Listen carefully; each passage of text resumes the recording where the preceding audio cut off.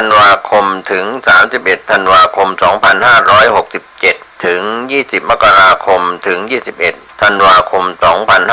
2568มติคณะกรรมการบริหารวัดป่าแดงมหาวิหารครั้งที่ 4/2567 ได้เห็นชอบและอนุมัติให้ดำเนินโครงการใช้เงินบริจาคและเงินสะสมของวัดเพื่อพัฒนาปรับพื้นที่ของวัดป่าแดงมหาวิหารจึงขอเชิญชวนผู้มีจิตศรัทธาร่วมพัฒนา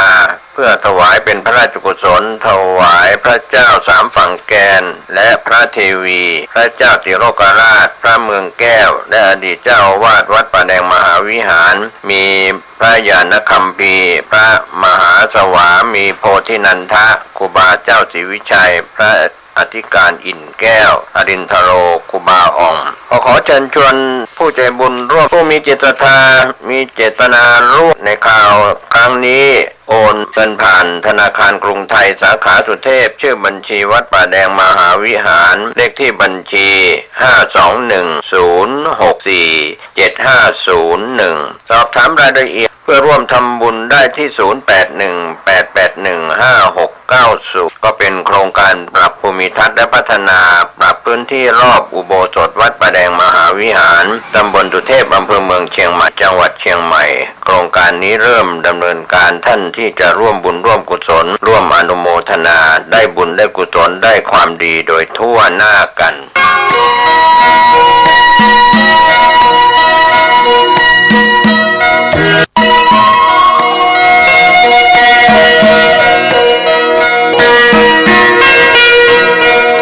สารประการประชาสัมพันธ์ขอเชิญชวนผู้ใจบุญใจกุศลร่วมทำบุญวันมรณภาพ32ปีพระครูวิมลวรเวทหลวงพ่อบุญมีชยวุฒโธมรณภาพวันอาทิตย์ที่7มีนาคมพุทธศักราช2536อายุครบ119ปีกำหนดการทำบุญศุกร์ที่7มีนาคมเวลา 9:30 นาทีอาราธนาพระสงฆ์สวดพระพุทธมนต์หลังจากนั้นก็มอบทุนการศึกษาท่านสามารถติดต่อสอบถามร่วมทำบุญตั้งโรงทานได้ที่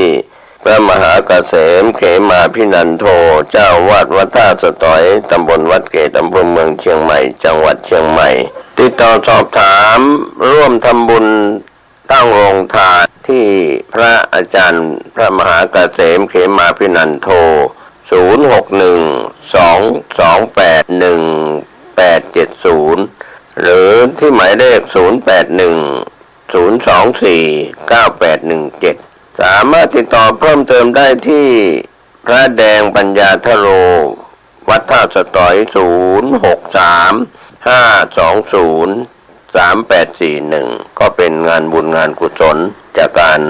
ทำบุญในคราวครั้งนี้นักศิลป์นักบุญคณะศิษยานุศิษย์คณะศรัทธาและผู้มีความเคารพนับถือในตัวหลวงพ่อพระครูวิมลวรเวทร่วมงานบุญงานกุศลได้บุญได้ความดีโดยทั่วหน้ากัน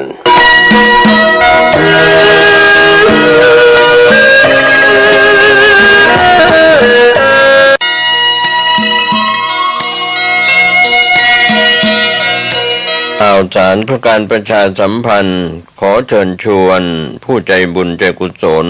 ร่วมสร้างศาลาการประเรียนวัดบ้านเหล่าพระเจ้าตากเขียวอำเภอป่าซางจังหวัดลำพูนซึ่งได้ทำพิธีวางศิลาฤกษ์ศาลาการประเรียน18กรกฎาคม2567เป็นต้นมาในขณะนี้ก็เริ่มลงมือก่อสร้างศาลาการประเรียนท่านที่จะร่วมทำบุญผ่านบัญชีธนาคารออมสินชื่อบัญชีพัฒนาวัดบ้านเราเลขที่บัญชี0209015740034เลขที่บัญชี0202901574034หรือติดต่อสอบถามได้ที่พระครูภาวนาโสภิตไฝปัสนาผู้ช่วยศาสตราจารย์ด็อกเตอร์เจ้าวาดวัดบ้านเหล่าพระเจ้าตากเขียว0969525159 ได้ทุกวันก็เป็นงานบุญงานกุศลคณะสงฆ์คณะศรัทธาพร้อมใจกันสร้างศาลาการประเรียนวัดบ้านเหล่าพระเจ้าตาเขียวอำเภอป่าซางจังหวัดลำพูนได้อนุโมทนาบุญร่วมกันมีความสุขในเทศกาลเข้าพรรษาออกพรรษาโดยทั่วหน้ากัน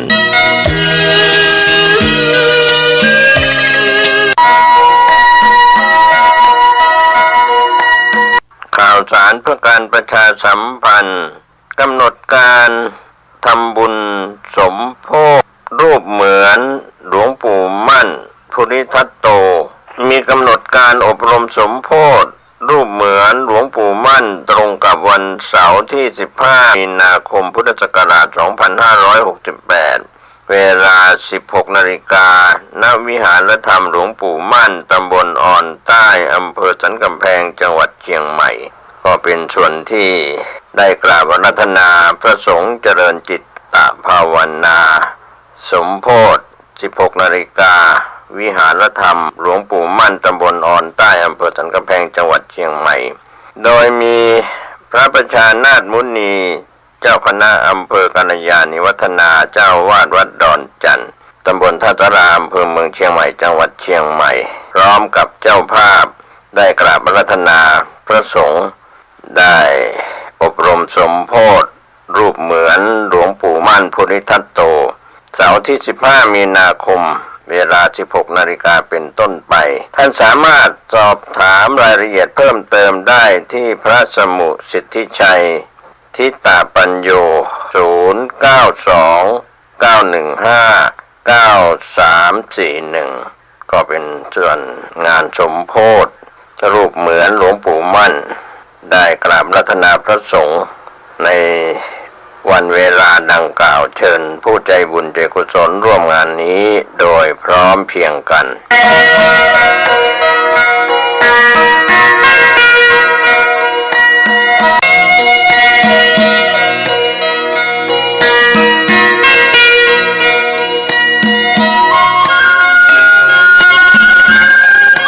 ข่าวสารเพื่อการประชาสัมพันธ์ขอเชิญชวนผู้ใจบุญใจกุศล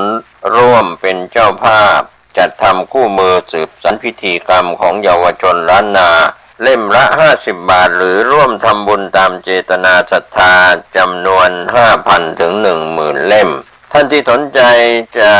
เป็นเจ้าภาพจะทำคู่มือสืบสานพิธีกรรมของเยาวชนล้านนาโอนผ่านบัญชีธนาคารกรุงไทยเลขที่บัญชี511171438ชื่อบัญชีพระครูภาวนาโสภิตติดต่อสอบถามและร่วมทำบุญได้ที่พระครูภาวนาโสภิตผส.ด็อกเตอร์เจ้าวาดวัดบ้านเหล่าพระเจ้าตาเขียว102หมู่2ตำบลบ้านเรือนอำเภอป่าซางจังหวัดลำพูน51120หมายเลขมือถือ0969525159ได้ทุกวันทุกกายทุกใจวันนี้และวันหน้าโดยทั่วหน้ากัน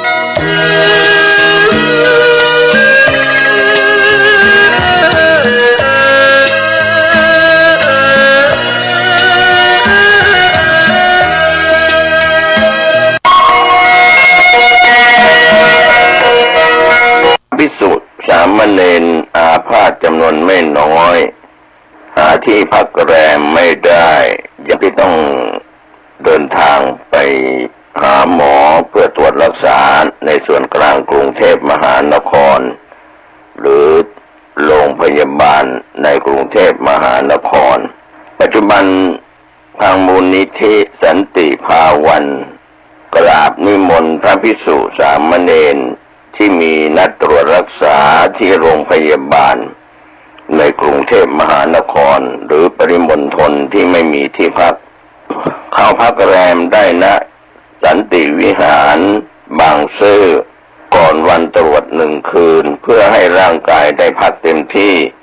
ผลตรวจร่างกายถูกต้องจำลองที่พักล่วงหน้าได้ไม่เกิน15 วันโดยแจ้งข้อมูลการเข้าพักเลขที่บัตรประชาชน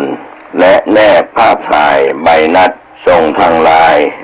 ID ไลน์ S858650 จะตอบรับพร้อมวิธีเดินทางให้ท่านได้รับรู้รับทราบท่านสามารถสอบถามข้อมูลเพิ่มเติมได้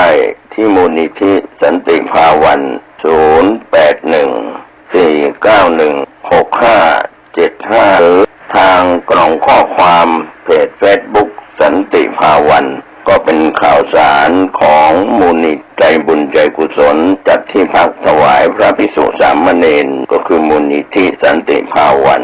ในส่วนกลางกรุงเทพมหานครก็มีพระภิกษุสามเณรทั่วประเทศที่จะเดินทางเข้าไปสู่กรุงเทพมหานครเพื่อรักษาพยาบาลก็สามารถติดต่อได้ก็เป็นข่าวสารเพื่อการประชาสัมพันธ์งานบุญงานกุศลผมเกษตรสมิทธิ์บรรณาธิการข่าวก้าวหน้านิวได้รับแจ้งข่าวจากมูลนิธิสันติภาวันก็เป็นข่าวสารการกุศลเพื่อประชาสัมพันธ์